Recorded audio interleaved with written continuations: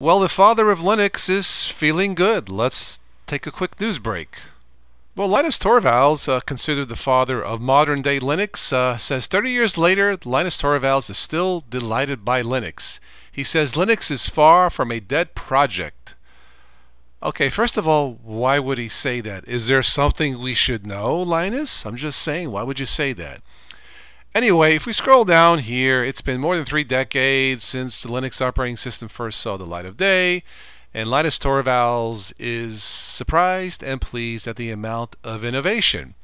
I would have to agree. If we scroll down some more, he says, well, you have to have a stable process so that people don't get upset about all the infrastructure changing, despite being boring and predictable.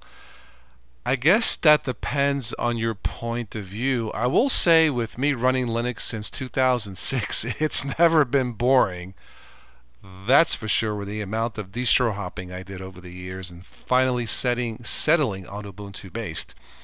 Anyway, this is from TechRadar.com if you want to check this out. But yeah, thank you, Linus Torvalds, for 30 years plus of the Linux based operating systems that are out there all over the world.